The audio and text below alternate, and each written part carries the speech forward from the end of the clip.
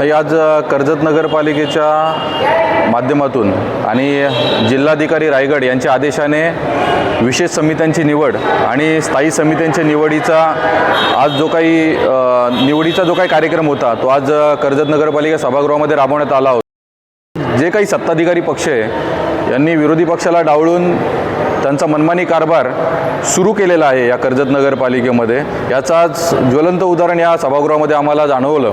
कारण स्थायी समितीची सदस्य संख्या किती असावी हा प्रश्न कायद्यानुसार आणि महाराष्ट्र नगर परिषद अधिनियम याच्यानुसार 1/3 मेजॉरिटी ही स्थायी समिती या सदस्यांची असली पाहिजे। त्यानुसार 21 नगरसेवक हे कर्जत नगरपालिकेचे असताना 7 नगरसेवक हे स्थायी समितीमध्ये असले पाहिजेत। परंतु कुठेतरी मनमानी कारभार करायचा, सत्तेचा दुरुपयोग करायचा आणि 5 सदस्य त्यांनी निवडून म्हणजे त्यांचे 4 सभापती आणि 1 नगराध्यक्ष अशा पद्धतीने त्यांचीच 5ची स्थायी समितीची बॉडी तयार करून त्यांनी तो एकमताने ठराव मंजूर करून घेतला।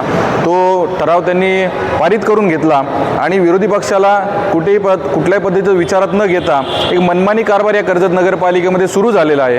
हे मनमानी राज या कर्जत नगरपालिकेमध्ये सुरू झालेलं आहे। नागरिकांना या स्थायी समितीच्या माध्यमातून किंवा या नगरपालिका सत्तेच्या माध्यमातून किती उपयोग होईल हा मोठा प्रश्नचिन्ह आमच्या विरोधी पक्षाला पडलेला आहे। तर नागरिक तर फार दूर राहिले, कारण आम्ही विनंती केली, आम्ही पत्रसुद्धा दिलं का 1/3 मेजॉरिटी स्थायी समितीमध्ये असली पाहिजे, जेणेकरून स्थायी समितीच्या माध्यमातून जी काही छोटी मोठी कामं कर्जत नगरपालिकेची अर्थसंकल्प असेल, कर्जत नगरपालिकेचा विकासाची कामं असतील, कर्जत नगरपालिकेची भविष्यातली इकॉनॉमिक सर्वे असेल, बजेट असेल, ही कामं या स्थायी समितीच्या माध्यमातून वारंवार केली जातात आणि याच्यामध्ये कुठेतरी विरोधी पक्षाला डावळायचं आणि मनमानी कारभार त्यांनी करायचा अशी कामं या सत्तेच्या माध्यमातून सुरू आहेत। त्यामुळे आम्ही आज या संपूर्ण सभेचा त्याग केला आणि सभात्याग करून आम्ही आज या कर्जत नगरपालिकेतून बाहेर पडत आहोत।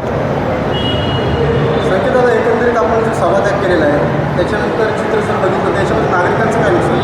नाही, 100% नागरिकांचं प्रचंड नुकसान या माध्यमातून होणार आहे।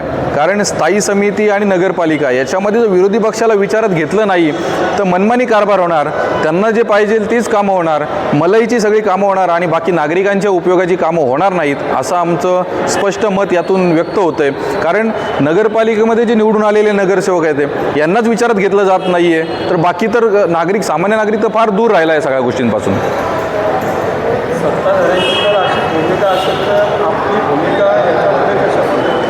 नाही, आम्ही कायद्याच्या चौकटीमध्ये राहून आणि कर्जत नगरपालिकेचा सर्वांगीण विकास आमचे सन्माननीय नेते आमदार महेंद्र असतील, आमचे नगरविकास मंत्री एकनाथजी शिंदे साहेब असतील, यांच्या माध्यमातून जी काही विकास कामं या कर्जत नगरपालिकेला करता येतील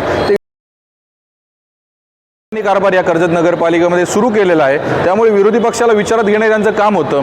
कारण स्थायी समितीचे 7 सदस्य असताना 6 सदस्य त्यांचेच बसणार होते आणि एकच सदस्य फक्त विरोधी पक्षाचा जाणार होता। त्यामुळे कुठलाही मोठा फरक त्या ठिकाणी पडला नसता, परंतु त्यांनाही कुठलंही असं चांगलं राजकारण करायचं नाही आहे, डावळाडावळीचं राजकारण करून हे सुरुवात झालेली आहे कर्जत नगरपालिका। त्यामुळे आमचा हा पूर्ण विरोध आहे आणि म्हणजे जाहीर निषेध करून आम्ही त्या ठिकाणून सभात्याग केलेली आहे। नगरपालिकेचा निवडणूक झाल्यानंतर आम्ही सर्व महायुतीचे उमेदवार निवडून आलो। त्यानंतर आज आमची प्रथमत या नगरपालिकेमध्ये एक सभा होती आणि इथे सगळ्या स्थायी समिती आणि इतर समितीची आजची मीटिंग होती।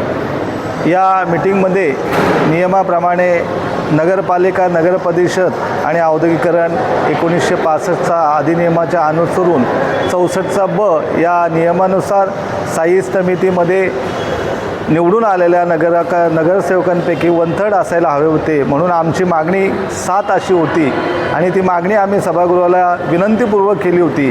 परंतु सभागृहाने आमची ती मागणी मान्य केली नाही। त्यांची सत्तेत ते सर्व जास्त असल्यामुळे त्यांनी जो जुना नियम होता 5चा तो 5चाच ठेवलेला आहे। नियमानुसार ही समिती स्थापन झाली नाही। त्यामुळे आमचे गटनेते माननीय संकीजी भाषे आणि आमच्या सर्व नगरसेवक नगरसेविकांनी आम्ही एका विचाराने सभा त्याग करून आम्ही सभागृहाच्या बाहेर निघालो आहोत। हा जो त्यांनी घेतलेला स्थायी समितीचा निर्णय आहे तो आम्हाला मान्य नसल्यामुळे आम्ही सभात्याग केलेला आहे।